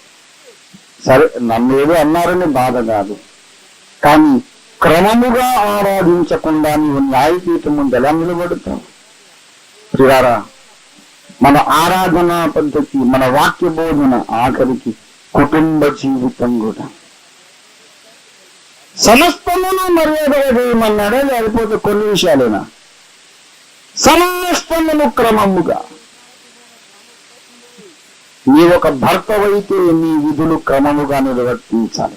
నీ ఒక భార్య అయితే నీ సంసార ధర్మము క్రమముగా నిర్వర్తించాలి. మీరు అవివాహిత యువకుడు అయితే నీ విధులు తల్లిదండ్రుల పట్ల నువ్వు చూపాల్సిన విధేయత క్రమముగా చూపించాలి. Whatever position you are placed in, you must walk in an order. మన సేవా జీవితము క్రమముగా ఉండాలి. ఎక్కడైనా మేము సంఘం ప్రారంభిస్తే ముందు పునాదులు నేర్చుకుంటాం, పునాదులు నేర్పిస్తాం. పునాది లేకుండా ఇల్లు కట్టదు. యేసయ్య నేర్పించాడు మాకు. ఏమండి, బుద్ధి గలవాడు ఇల్లు కట్టను, బుద్ధి లేని వాడు ఇల్లు కట్టను. బుద్ధి గలవాడేమో బండ మీద కట్టాడు, బుద్ధి లేని వాడు ఇసుక మీద కట్టాడు. పునాది వేసి కట్టాలి. పునాది దేవుడు చెప్పాడు, పునాది మీద కట్టండి. కొలస్సీ పత్రిక దేవుడు చెప్పినటువంటి ఆజ్ఞ అది. కొలస్సీ పత్రిక 1:23 కొలస్సీ 1:23. పునాది మీద కట్టబడిన వారు స్థిరముగా నిలిచి. చాలు, పునాది మీద కట్టబడాలి. ఎఫెసీ పత్రిక 2వ అధ్యాయం, ఎఫెసీ 2వ అధ్యాయము 20వ వచనం. క్రీస్తు యేసే ముఖ్యమైన మూలరాయి అయి ఉండగా అపోస్తలులను ప్రవక్తలను వేసిన పునాది మీద మీరు కట్టబడి ఉన్నారు. పునాది మీద కట్టబడాలి. చాలా మంది సంఘాలు కడుతున్నారు కానీ పునాదులు లేవు. దేవుని కృప చేత దేవుడు మాకు నేర్పించాడు, బయలుపరిచాడు. సంఘము ప్రారంభించాలంటే బోర్డు పెట్టేసి రోగుల కొరకు ప్రార్థన చేసి గుంపు కూర్చడం కాదు. దేవుడు మాకు చెప్పిన మాట, క్రైస్తవుల గుంపు కూడినప్పుడల్లా అది క్రైస్తవ సంఘం అని పిలవకూడదు. దేవుడు చెప్పాడు నాకు, దేవుడు బయలుపరిచిన సత్యం ఇది. 10 మంది కార్మికులు కలిసి వస్తే కార్మిక సంఘం, 10 మంది స్త్రీలు కలిసితే మహిళా సంఘం, 10 మంది క్రైస్తవులు కలిస్తే క్రైస్తవ సంఘం కాదు. కాదు కాదు కాదు. ఎందుకు కాదంటే, మిమ్మల్ని అడుగుతాను, ఒక ఇల్లు కట్టాలి. ఇల్లు కట్టడానికి ఏమేమి సరుకులు కావాలో ఇంజనీర్ గారు రాసిస్తారు. 8 లారీల గ్రనైట్ రాయి, 8 లారీల ఇటుక, 8 లారీల సిమెంట్ బస్తాలు, 800 సిమెంట్ బస్తాలు, ఇంత కలప, ఇంత ఇనుప చువ్వరు అన్ని రాసిస్తారు. సరుకులన్నీ వచ్చి గ్రౌండ్ లో కుప్పగా పోయింది. ఆహా, ఎంత అందమైన ఇల్లండి అంటారు ఎవరైనా? ఇంట్లో ఉండే సరుకులన్నీ ఉన్నాయిగా, ఇల్లు ఎందుకు కాదు? రాళ్ళు కుప్పగా పోస్తే ఇల్లు కాదు, విశ్వాసులను కుప్పగా పోస్తే సంఘం కాదు. రాయి మీద రాయి క్రమముగా పేర్చబడినప్పుడే అది ఇల్లు అవుతుంది. విశ్వాసులు క్రమముగా అమర్చబడితేనే అది దేవుని ఇల్లు అవుతుందని దేవుడు నేర్పించాడు. దేవుని స్తోత్రం కలుగును కాక. It's not easy. ఇష్టాసారంగా చేశాడు ఏంటి? మనం చేసే సేవ రేపు అగ్ని చేత కాల్చి పరీక్షింపబడుతుంది. అప్పుడు నీ సేవ నిలబడితే నీవు ధన్యుడు, నీ సేవ కాలిపోతే నీకు నష్టం కలుగుతుంది. గనక సేవ క్రమముగా చెయ్యాలి. మేమెక్కడ సంఘాలు స్థాపించిన ముందు వాళ్ళకు పునాదులు నేర్పించుకుంటాం. ఏమండి, 6 రకముల పునాదులు ఉన్నవి. మారు మనస్సు, నూతన మారు మనస్సు అయ్యాక విశ్వాసం, విశ్వాసం అయ్యాక బాప్తిస్మములను గూర్చిన బోధ. హెబ్రీ పత్రిక 6వ అధ్యాయం 1-2 వచనాల్లో ఉన్న పునాదులు, దాని మీద కట్టుకోవాలి సంఘం. కాబట్టి మీరు నిర్జీవ క్రియలు విడిచి మారు మనసు పొందుట నంబర్ 1, విశ్వాసము నంబర్ 2, బాప్తిస్మములను గూర్చిన బోధ నంబర్ 3, హస్త నిక్షేపణము నంబర్ 4, మృతుల పునరుద్ధానం నంబర్ 5, నిత్య తీర్పు నంబర్ 6. ఈ 6 పునాదులు ఒకసారి అయితే వేయాలి. పునాదులు మరలా వేయక అంటే అసలే వేయక అని అర్థం కాదు.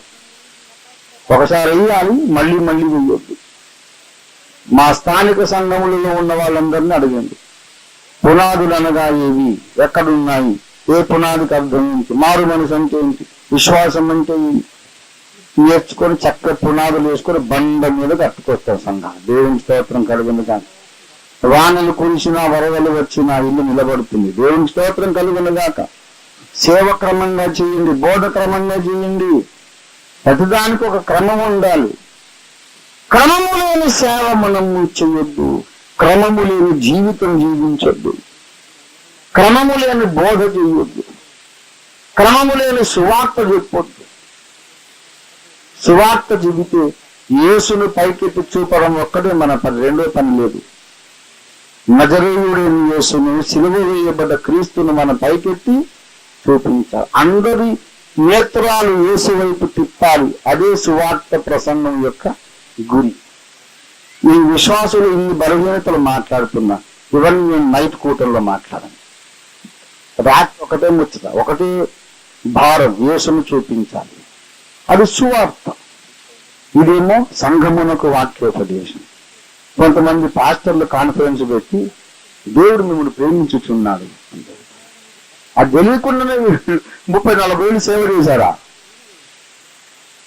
పాస్టర్స్ కాన్ఫరెన్స్ పెట్టేమో సువార్త చెప్తారు, రాత్రి సువార్త కూటం పెట్టేమో విశ్వాసులందరూ ఇంకా బలహీనులు, దశంభాగం ఇట్లేదు, దొంగలు అయిపోయారు, అక్కడ బోధ చేస్తారు.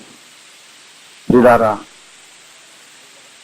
ఎక్కడ ఏది చెయ్యాలో అక్కడ చెయ్యాలి. నేను విమర్శించడం లేదు, క్రమములోకి రమ్మని దేవుని నోటి బూరగా నేను పిలుస్తున్నాను. క్రమములోకి రావాలి. దేవునికి స్తోత్రం కలుగును గాక. మన ఇల్లు చక్కబెట్టుకోవాలి. We must set our house in order. మన జీవితాన్ని క్రమపరుచుకోవాలి. 1 కొరింథీ పత్రిక, దయచేసి నేను ముగించేస్తా. 11వ అధ్యాయము 34వ వచనం. మీరు కూడి వచ్చుట శిక్షా విధికి కారణము కాకుండానట్లు. హల్లెలూయా. ఎవరైనా ఆకలిగా ఉన్న ఎడలా ఇంకనే భోజనం చేయాలి. నేను వచ్చినప్పుడు మిగిలిన సంగతులు. ఆహా, ఎంత చక్కటి మాట. అంటే ఇప్పుడు కొన్ని సంగతులు క్రమపరుస్తున్నాడు, మిగిలిన సంగతులు తర్వాత క్రమపరుస్తా. ఈ అధ్యాయంలో ఏం క్రమపరిచారు తెలుసా? స్త్రీలు వాక్యము చెప్పినా, ప్రార్థన చేసిన తల మీద ముసుగు లేకుండా చేయొద్దు అన్నా. మీరు ఎన్నైనా చెప్పండి గాక, పైనుంచి ఊడిపడ దూత అయితే అయ్యాడు గాక. వాడు ఈ గ్రంథం ప్రకారం ఉంటేనే దేవుని సింహాసనం ముందు చెల్లుతాడు. నేను దేవదూతని, కెరూబుని, శరాఫుని అని వాడు విర్రవీగితే వాడు ఇంకో సైతాన్ అవుతాడు. దూత అయితే అయ్యా, ఈ గ్రంథం ప్రకారం ఉండాలి. కొంతమంది అంతర్జాతీయ ప్రసంగికులు స్త్రీలు ప్రసంగాలు చేస్తారు. నెత్తి మీద ముసుగు ఉండదు, కాళ్ళకి చెప్పులు తీయరు. నేను ఒప్పుకోనంతే, నువ్వు ఎవరికైనా కానీ. కోట్ల రూపాయలతో ఉండని, నీకుంటే నువ్వు తింటావు, నాకు ఇస్తావేంటి? నాకేంటి లెక్క? నీ ₹1,00,00,000 ఉంటాయి. వాక్యము బోధించిన, ప్రార్థన చేసిన స్త్రీ తల మీద ముసుగు ఉండాలి. ఇది క్రమం. దేవుడు చెప్పాడు, మనం చేయాలి. 1 కొరింథీ 11వ అధ్యాయము 5వ వచనం. ఏ స్త్రీ తల మీద ముసుగు వేసి కొనక ప్రార్థన చెయ్యును లేక ప్రవచించును, ఆ స్త్రీ తన తలను అవమానపరచును. ఏలయనగా అది ఆమె క్షవరము చేసినట్లుగానే ఉండును. ఏమండి? 13వ వచనం. మీరు యోచించుకొనుడి, స్త్రీ ముసుగు లేనిదై దేవుని ప్రార్థించుట తగునా అంటే ఏమర్థం? తగదు కదా. ప్రార్థన చేసిన, వాక్యం చెప్పి, ఇందాక ఎవరో ప్రశ్న రాసి ఇచ్చారు, స్త్రీలు వేదిక మీద వాక్యం చెప్పొచ్చా అని. తప్పకుండా చెప్పొచ్చు, కానీ ముసుగు వేసుకొని చెప్పాలి. ముసుగు ఉండాలి. అది దేవదూతలను బట్టి. 10వ వచనం చూడండి. ఇందువలన దేవదూతలను బట్టి అధికార సూచన. అసలు ఆ ముసుగే అధికార సూచన అంట. ఆ ముసుగు వేసుకుంటే వాక్యం చెప్పడానికి అధికారము పొందిందని అనుకుంటారంట జనాలు. కాళ్ళకు చెప్పులు వేసుకొని ప్రసంగాలు చేయొద్దు. చాలా మంది అతి తెలివిగా మాట్లాడుతున్నారు, ముందు గొయ్యిలో పడతారు. జాగ్రత్త. నా 30 ఏళ్ల జీవితంలో ఎప్పుడైనా చెప్పులు దూరంగా వదలాలి, రావాలి, మోకరించాలి. ప్రభువా, వాక్య పరిచర్యలో నన్ను నడిపించు. వట్టి పాత్రను నాయన నీ ప్రజలకు ఏమందించాలో నీవే నా నోట్లో పెట్టు. నాకు తెలియదు, నీవే సహాయం చేయమని తగ్గించుకొని అప్పగించుకొని అప్పుడు కూర్చుంటాను. వాక్యం చెప్పిన తర్వాత మళ్ళీ అప్పగించుకుంటా. ప్రభువా, నువ్వు చెప్పమన్న మాట చెప్పగలిగాను లేదో నాకు తెలియదు. నా సేవలో లోపములుంటే క్షమించు. నీ వాక్కుని ఫలింపజేయమని అడిగి అప్పగించుకుంటాను. ప్రతి పూట ప్రసంగం అంటే నాకు మరణ యాతన, ప్రసవ వేదన. కొంతమంది బూట్లు వేసుకొని దేవుని వాక్యాన్ని చెబుతారు. వాళ్ళు ఇంటర్నేషనల్ కానివ్వండి, హీలింగ్ గిఫ్ట్ ఉండనివ్వండి, ఏ గిఫ్ట్ అయినా ఉండని, రేపు వాక్యం వారిని ఖండిస్తుంది న్యాయపీఠం ఉంటుంది. నువ్వు ఎంత పెద్ద బోధకుడైనా కానీ మోషేకు చెప్పారు, మోషే కంటే గొప్ప నువ్వు? మోషే కంటే గొప్పడువా? మోషే నువ్వు నిలుచున్నది పరిశుద్ధ స్థలం, నీ చెప్పులు దూరంగా వదలమన్నారు. దేవుని స్తోత్రం కలుగును గాక. ఒక మాట మిమ్మల్ని అడుగుతాను. ఒక రాయికి రప్పకు బొట్లు పెట్టేదో ఒక విగ్రహమును ఆరాధించేవారు చెప్పులు దూరంగా వదిలి వచ్చి భక్తిగా ఆరాధిస్తారు. ఎంతో భయము, ఎంతో భక్తి, ఎంతో గౌరవం. అది దేవుడు అనుకున్నాము గనుక. ఒక విగ్రహాన్ని కొన్నంత విలువ మరి యేసయ్యకు లేదా? అన్యుడు విగ్రహారాధన, విగ్రహాలయములో చేసిన మర్యాద నీవు జీవము గల దేవునికి చేయొద్దా? అంతకన్నా కన్నా కష్టంగా ఉన్నటువంటి యేసయ్య. దేవుని బిడ్డలారా, ఒక సేవకుడు నాతో మాట్లాడుతూ అంటారు కదా, బ్రదర్, దేవుని సన్నిధిలో బూట్లు వేసుకోవద్దంటే మరి దేవుడు లేని చోట మనం బూట్లు వేసుకోవచ్చు కదా. దేవుడు లేని చోట ఎక్కడుందో చెప్పండి. దేవుని సన్నిధిలో మనం చెప్పులు వేసుకోవద్దు అన్నావు అంటే దేవుడు లేని చోట చెప్పులు వేసుకోవాలి. ఇప్పుడు ఇక్కడ దేవుడు ఉన్నాడు, రోడ్డు మీదకి వెళ్ళాం, అక్కడ దేవుడు లేడా? అక్కడ కూడా చెప్పులు వేసుకోవద్దు. ఇంట్లో లేడా దేవుడు? ఇంట్లో కూడా చెప్పులు వేసుకోవద్దు. మరి ఎక్కడాగా దేవుడు లేని చోట లేదు కనుక ఎప్పుడు చెప్పులు వేసుకోవద్దు మన జీవితంలో అని వాదిస్తున్నారు. అంటే వాళ్ళ ఉద్దేశం ఏంటంటే చాలా తెలివిగా మాట్లాడుతున్నారు అనుకుంటున్నారు. ఇట్లాంటి వాళ్ళ జ్ఞానమును దేవుడు వ్యర్థపరుస్తానన్నాడు. నేను చెప్పాను, అంతటా ఉన్నాడు దేవుడు సర్వవ్యాపి అని మోషేకు తెలియక చెప్పులు ఇప్పాడా? లేకుంటే నేను అంతటా ఉన్నానని దేవుడే మరిచిపోయి చెప్పులు ఇప్పమన్నాడా? సర్వవ్యాపకత్వము వేరు, దేవుని సన్నిధి వేరు. అది తెలుసుకోవాలి. దేవుడు ఎక్కడ పడితే అక్కడ ఉన్నాడు కానీ 2-3 నానామమున కూడుకొని ఉన్న చోట నేనున్నానన్నాడు. అంటే 2-3 కూడుకోకపోతే లేడా దేవుడు? ఏమండి, 2-3 కూడుకోలేదు యేసునామములు, అక్కడ దేవుడు ఉండడా? ఉంటాడు. 2-3 కూడుకోకపోయినా ఉండేదేమో సర్వవ్యాపకత్వము. 2-3 దేవుని నామమును కూడుకుంటే ఉండేది సన్నిధి. సన్నిధిని గౌరవించమన్నాడు. సన్నిధిలో చెప్పులు తీసేయాలి. మామూలుగా ఉండేది సర్వవ్యాపకత్వం. విశ్వంలో ఎక్కడికి పోయినా దేవుడు ఉంటాడు. సర్వవ్యాపకత్వములో నువ్వు చెప్పులు వేసుకోవచ్చు.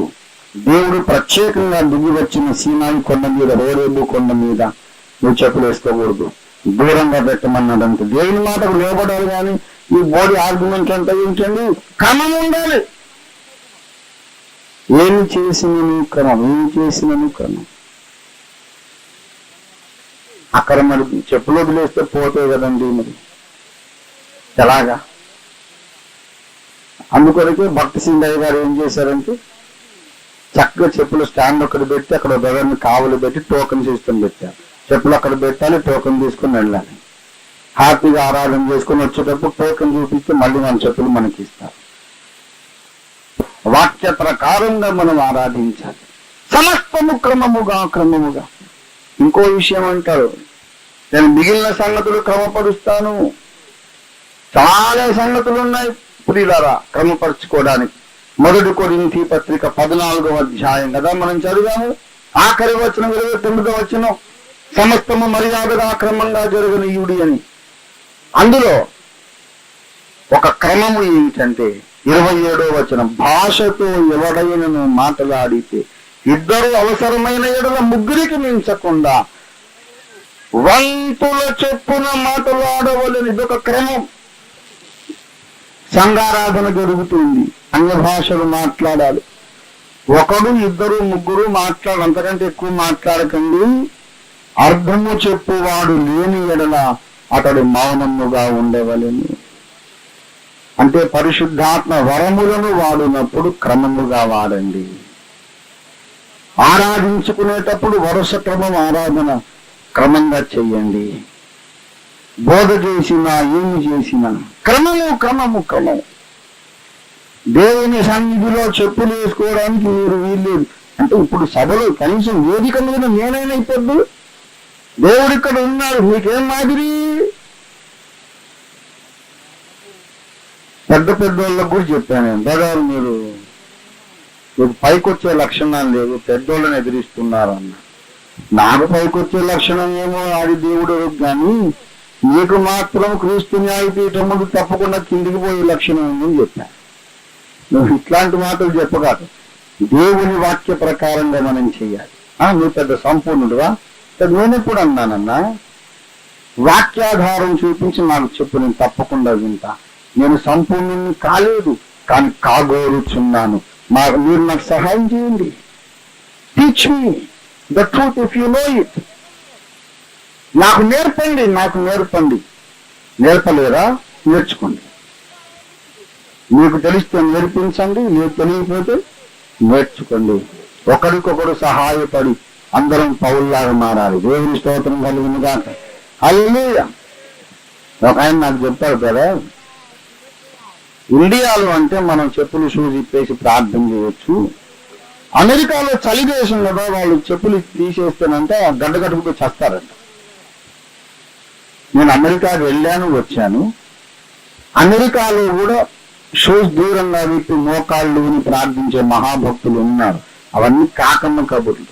దేవుని వాక్యానికి లోబడ్డం ఇష్టం లేక మీకు తెలిసిన వాళ్ళందరికీ చెప్పాలి. ఓఫీర్ అడిగాడు అన్నాడని. దైవజనులు చెప్పులు వేసుకొని ప్రసంగించుట తప్పు మీరు అడుగుతారు. మరి బూట్లు వేసుకున్న వాళ్ళు ఇట్లా చెవి ముట్టుకొని పడిపోతున్నారండి. బూట్లు వేసుకున్న వాళ్ళకి ఎన్నో అద్భుతాలు జరుగుతున్నాయండి. అట్లాంటి వాళ్ళ కొరకు నేను నన్ను బుట్టిచ్చాడు దేవుడు. మరి నేను అంటాను, సంసోను దిలీలా వాళ్ళు వండుకుంటున్నాడు, గేట్లు ఉడబుక్కొని వెళ్తున్నాడు. అంటే ఇప్పుడు దిలీలా వాళ్ళు పడుకోవడం దైవ చిత్తానుసారమైన పాపం అని చెప్దాం మనం. కొన్నిసార్లు మనం తప్పు చేసినా దేవుని శక్తి పనిచేస్తుంది. దేవుని శక్తి మన ద్వారా పనిచేయడం ఎందుకంటే మనము సంపూర్ణులమైనందుకు కాదు, దేవుడు సంపూర్ణుడు గనుక. దేవుని స్తోత్రం కలుగును గాక. దేవుడు నిన్ను వాడుకున్నంత మాత్రాన నువ్వు చేసిందల్లా కరెక్ట్ అనుకోకు. సంసోను పాపం చేస్తూనే ఉన్నాడు, బలమైన కార్యాలు చేస్తున్నాడు. పాపం చేస్తున్నాడు, బలమైన కార్యాలు చేస్తున్నాడు. సంసోను పాపము దేవునికి దుఃఖకరమైనను తన ప్రజలైన ఇశ్రాయేలు కొరకు దేవుడు తన శక్తిని వినియోగించాడు. అనేక సార్లు నీవు నేను మన జీవితాలు సరిగా లేకపోయినా తన నామము కొరకు దేవుడు కార్యాలు చేస్తారు. దేవుని స్తోత్రం కలుగును గాక. నా ద్వారా కార్యం జరిగిందని విరవీయొద్దు. నేను ఎక్కడ తప్పిపోయానోనని పరీక్షించుకొని దిద్దుకోవడానికి మనం సిద్ధంగా ఉండాలి. దేవునికి స్తోత్రం కలుగును గాక. ఆరాధన క్రమంగా ఉండాలి. అల్లరి చేయకూడదు. నిదానము, క్రమము, సావధానంగా సమస్తము ఆర్డర్గా ఉండాలి. అలాంటిది ఎత్తబడే సంఘము. దేవునికి స్తోత్రం కలుగునుగా. హల్లెలూయా, హల్లెలూయా. మనం పాట పాడుతున్నాం, ఇశ్రాయేలు సైన్యములకు ముందు నడిచిన దైవమా, నేడు మాతో కూడా నుండి మమ్ము నడిపించుమా. ఇశ్రాయేలుల ముందు నడిచాడు కరెక్టే, కానీ ఎందుకు నడిచారంటే ఇశ్రాయేలీయులు ఆయన వెనక నడిచారు కాబట్టి. ఆయన వెనక నడవడానికి మనం ఇష్టపడాలి. ఆయన వెనక నడవడం అంటే ఆయన నడిపించినట్లు నడవడం, ఆయన నడిచినట్లు నడవడం, ఆయన ఏర్పరిచిన క్రమం ప్రకారం నడవడం, ఆయనకు విధేయులమై నడవడం, తమకన్న వరుస చొప్పున నడవడం. దేవునికి స్తోత్రం కలుగును గాక. హల్లెలూయా. క్రైస్తవ కుటుంబాలుగా, క్రైస్తవ డినామినేషన్లుగా, క్రీస్తు శరీరములోని శాఖోపశాఖలుగా మనమందరము క్రమపడదాము. దేవుడు క్రమమును కోరే దేవుడు. దేవునితో మనము నడవాలి అంటే దేవునితో అంగీకరించాలి. దేవునితో అంగీకరించడం అంటే క్రమమునకు లోబడడమే. హనోకు నడిచాడు, ఆ తర్వాత దేవుడు హనోకును తీసుకుపోయాడు. రకంగా ముగిస్తున్నాను. క్రమముగా నడిచిన సంఘమే ఎత్తబడే సంఘం అని చెప్పాను. ఎందుకు చెప్పాను? వాక్యాధారంతో చెప్పాను. హనోకు దేవునితో నడిచిన తరువాత దేవుడు అతనిని తీసుకొని పోయిను. నడిచిన తర్వాత తీసుకుపోయాడా, ముందు తీసుకుపోయాడా?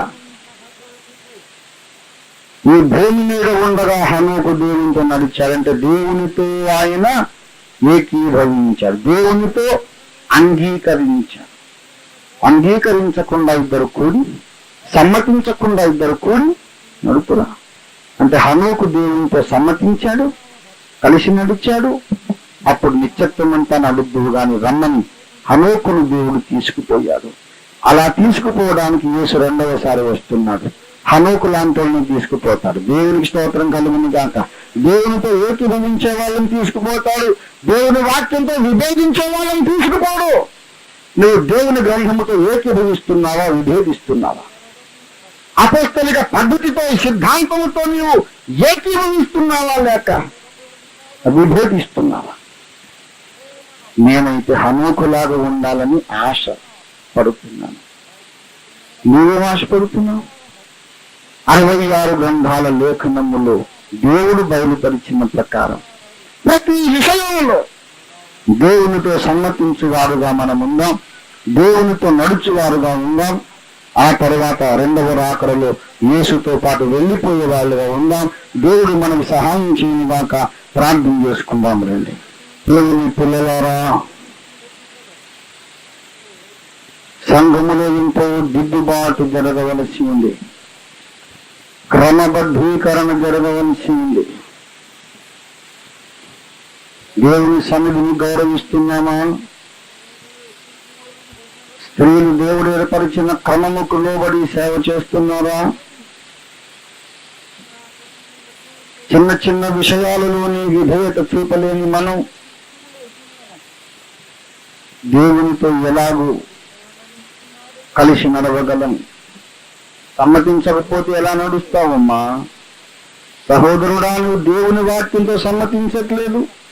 వాక్యం ముక్కుసూటిగా చెప్పిన దానికి ఏదేదో మెలికలు పెట్టి పెడర్థాలు తీసి తప్పుడు వ్యాఖ్యానాలు చేసి వద్దన్న పనే చేస్తున్నావు. బరి తెగించి నువ్వు ఎలా ఎత్తబడతావు?